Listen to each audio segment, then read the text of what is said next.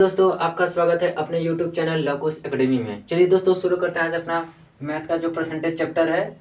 शुरू करते हैं आज का क्लास हम लोग बिना देरी के हुए। उसके पहले मेरे चैनल को लाइक और सब्सक्राइब कर दे दोस्तों, और अधिक से अधिक शेयर भी कर दे। आइए दोस्तों शुरू करते हैं अपना आज का क्लास, जो कि आज मेरा क्लास नंबर 4 है। इसके पहले हमने 3 वीडियो अपलोड कर दिया है परसेंटेज चैप्टर का। अगर आप लोग ने नहीं दिया था हमारे चैनल में जाके हमारे वो पहले के 3 वीडियो देख ले, तभी क्वेश्चन दोस्तों समझ में आएगा। क्योंकि उस वीडियो में हम लोग ने बेसिक लेवल से क्वेश्चन शुरू किए थे, जो कि धीरे धीरे हम लोग हाई लेवल तक जा रहे हैं दोस्तों। और ऐसे क्वेश्चन जो कि हर कॉम्पिटेटिव एग्जाम में पूछे जाते हैं, परीक्षा में पूछे जाते हैं दोस्तों क्वेश्चन। और हम यहाँ पे हर डे बाय डे आप लोग को क्लास बाय क्लास के रूप में क्वेश्चन कराते हैं दोस्तों। आप लोग को अच्छा लगे तो इसे लाइक और सब्सक्राइब करते रहेगा। ये क्वेश्चन शुरू करते हैं आज का पहला क्वेश्चन दोस्तों। देखिए क्वेश्चन में क्या दिया है।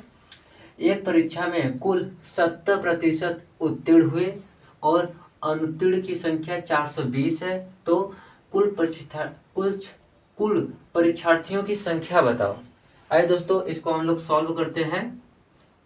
क्या करते हैं, इसको हम लोग सॉल्व करते हैं। सॉल्व करने से दोस्तों पहले एक बार बता दें, हम क्वेश्चन थोड़ा शॉर्ट में लिखते हैं, लेकिन आप लोग को बोलकर अच्छे से समझा देते हैं कि क्वेश्चन कहना क्या चाहता है। देखिए क्वेश्चन फिर से एक बार रिपीट कर देते हैं, आप लोग ध्यान से सुनेगा।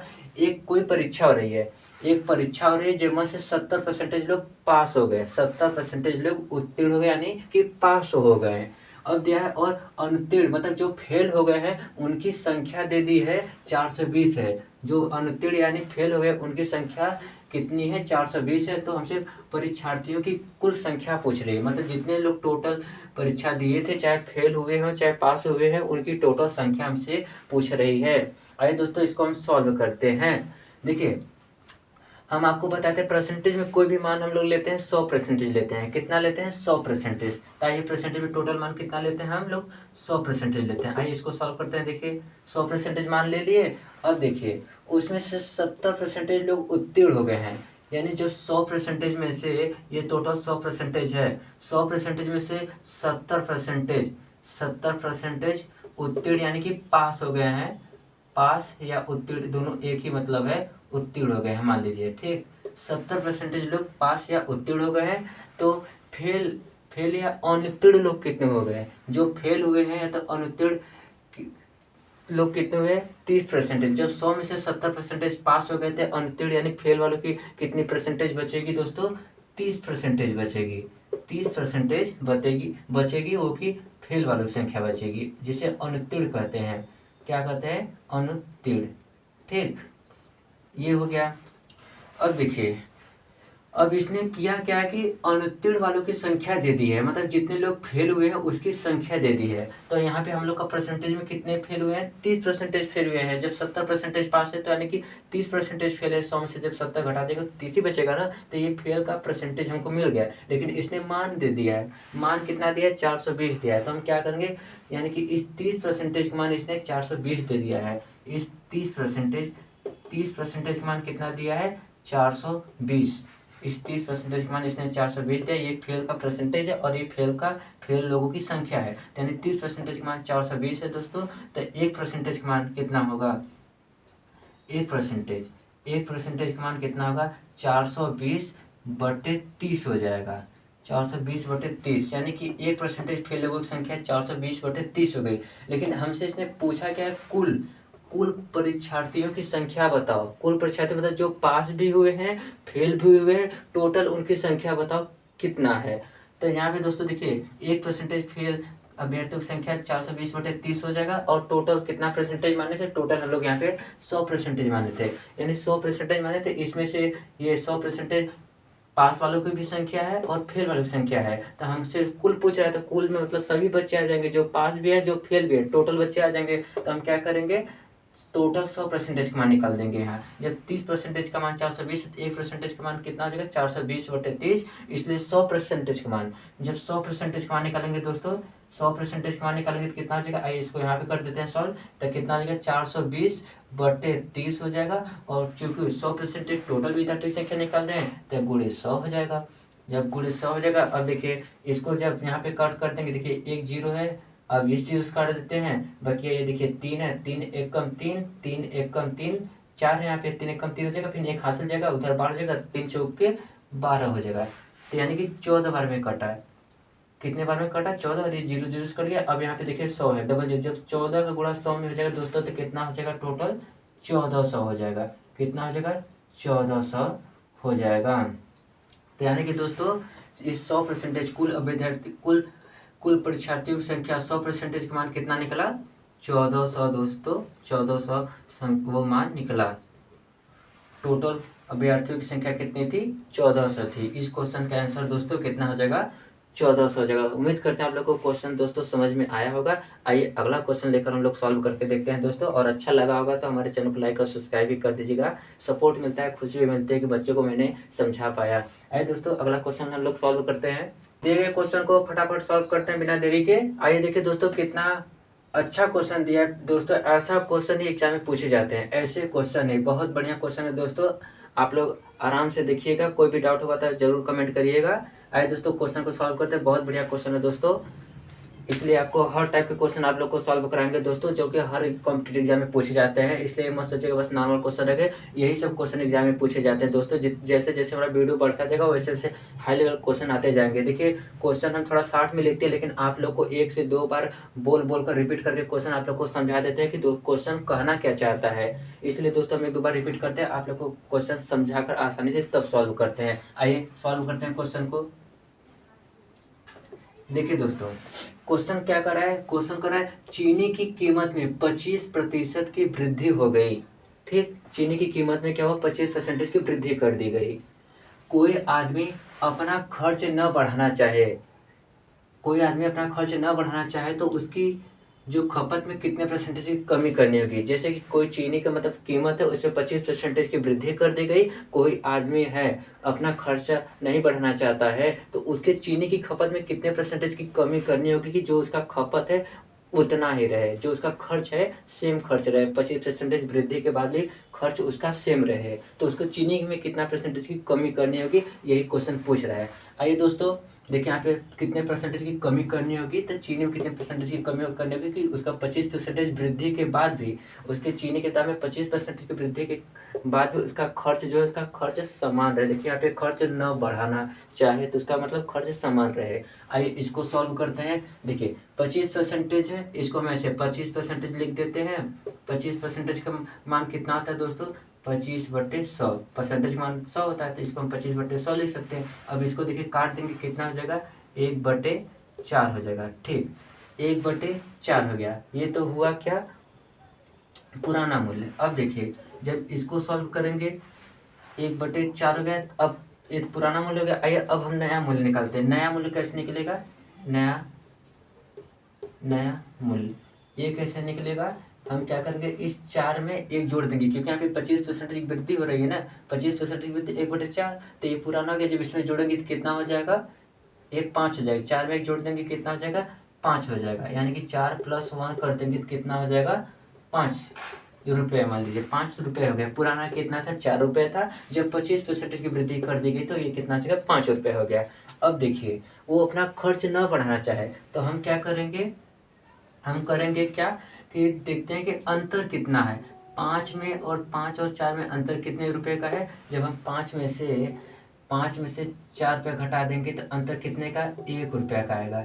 1 रुपये का अंतर आएगा। ये क्या है? ये नया, ये न्यू मूल्य है, ये ओल्ड मतलब पुराना मूल्य था। ठीक है दोस्तों, ये जो न्यू लिखे हैं, न्यू लिख दिए हैं, ये नया मूल्य निकल के आया है। देखिए नया मूल्य लिखे हैं ना, 4 में 1 जोड़ दिए, 4 में 1 जोड़ दिए, कितना हो गया? 5, क्योंकि यहाँ पे 25% की वृद्धि हो रही है इसलिए जोड़ दिए हैं। वही कमी होती तो घटा देते हैं। यहाँ पे वृद्धि हुई है इसलिए 4 में 1 जोड़ दिए, कितना हो गया? 5 हो गया। ये नया मूल्य निकला। और पुराना मूल्य इसका कितना था? पहले से ऑलरेडी 4 था। और जब इन दोनों का अंतर निकालेंगे तो कितना आया? 5 में से 4 गया तो 1 आ गया। 1 आ गया। अब इस क्या करेंगे? 1 को रख देंगे ऊपर और नीचे क्या करेंगे? जो नया मूल्य आया है 5 रुपये उसको करेंगे नीचे, क्योंकि जो नया मूल्य के बाद हमको कमी करना है कि उसके खर्च में कोई मतलब परिवर्तन न हो, तो इसलिए हम क्या करेंगे? 1 जो नया मूल्य उसको रखेंगे। नया मूल्य कितना है? 5 है। यहाँ पे 5 निकालें, नीचे 5। और परसेंटेज निकालना है तो क्या करेंगे? 100 से गुणा कर देंगे। 100 से गुणा कर देंगे दोस्तों, कितना हो जाएगा? ये 5 एकम 5, 5 दूनी 10, 1 हो 0, कितना हो जाएगा? 20%। कितना हो जाएगा दोस्तों? 20%। तो इस क्वेश्चन का कितना आंसर हो जाएगा दोस्तों? 20%, यही आंसर हो जाएगा। तो उम्मीद करते हैं दोस्तों आपको क्वेश्चन समझ में आया होगा। नहीं समझ आया हो तो एक बार जल्दी से रिपीट कर देते हैं, फिर से समझ जाएगा।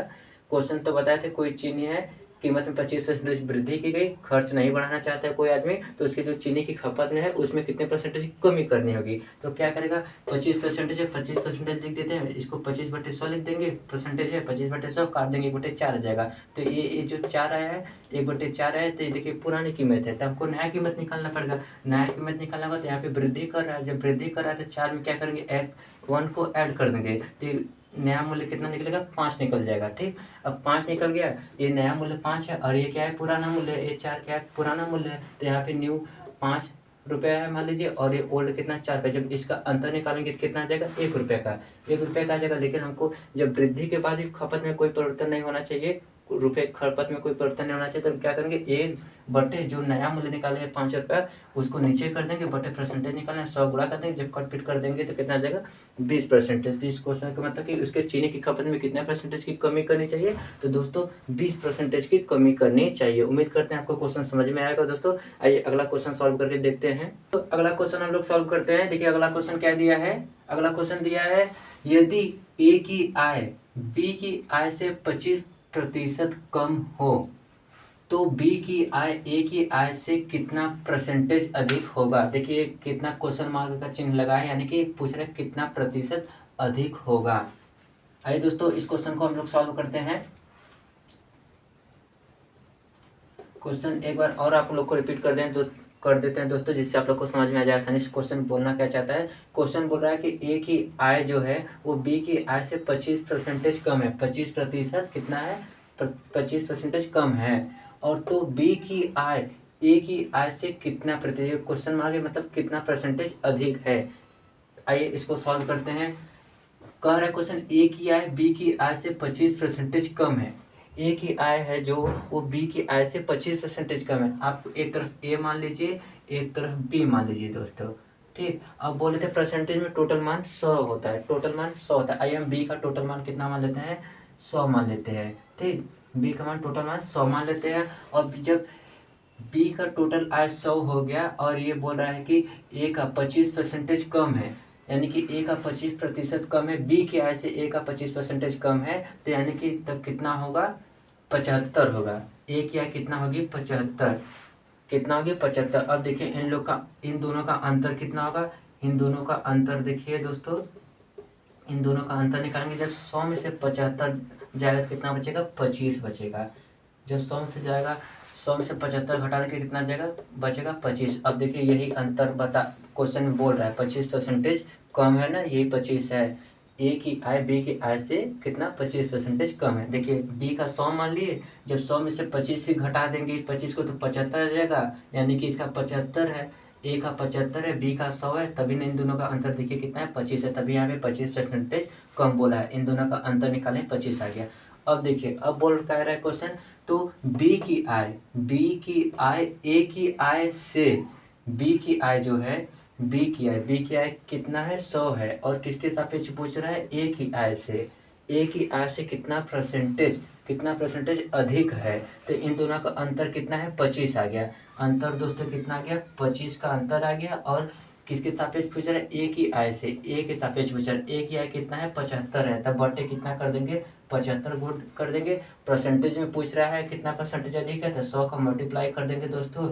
अब इसको जब काटेंगे तो कितना आ जाएगा, 25 से कम 25, 25 तिया 75 हो जाएगा, यानी कि टोटल कितना आ जाएगा, 100/3। अब जब 100 में 3 का भाग देंगे दोस्तों तो कितना आ जाएगा, 33 सही 1/3% हो जाएगा, 33 सही 1/3% आ जाएगा, यानी कितना परसेंटेज अधिक है दोस्तों, तो 33 सही 1/3%, 1/3% अधिक है। कितना है, 33 1/3% अधिक है। तो दोस्तों उम्मीद करते हैं कि क्वेश्चन आप लोग को समझ में आया होगा। तो दोस्तों मिलते हैं अगले वीडियो में, आज के लिए इतना ही दोस्तों। अगर आप लोग को हमारा वीडियो अच्छा लगे तो दोस्तों इससे अधिक से अधिक लाइक करिए, सब्सक्राइब करिए और शेयर करिए दोस्तों को, जिससे वो लोग भी हमारे वीडियो का नोटिफिकेशन पा सके।